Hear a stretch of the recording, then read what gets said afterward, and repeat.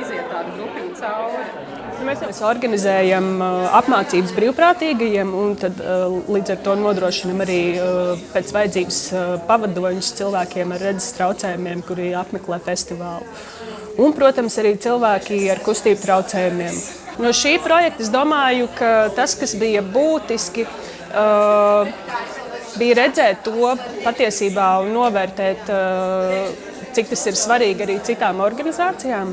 Nebaidīties, gribēt un nebaidīties prasīt palīdzību un padomu, jo tas arī ilglaicīgi strādājot ar pieejamības jautājumiem.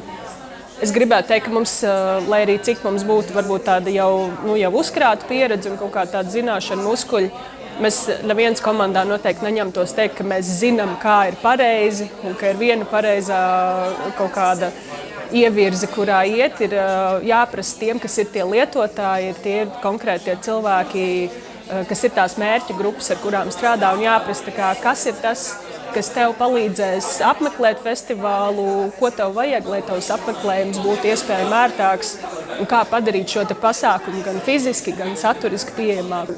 Pirmkārt, gribētu pateikt lielu paldies, jo mēs tiešām cenšamies izmantot iespēju piedalīties kaut kādos semināros, norisēs, kas palīdz pilnveidot mūsu zināšanas par piekļuvības jautājumiem. Jo, protams, tas vienmēr arī ir jautājums par finansējumu. Tādēļ šāda iespēja to darīt bez maksas ir absolūti brīnišķīga. Mēs nešauboties zinājām, ka mēs vēlamies būt vieni no dalībniekiem. Tas lielākais iegūms bija iespēja dzirdēt ekspertus, dzirdēt pilnveidotās zināšanas. Un arī tad, kad mēs izvēlējāmies veidot vizuālo apmeklētāju ceļvedu muzejam, pieejamības eksperta konsultācijas bija neatsverams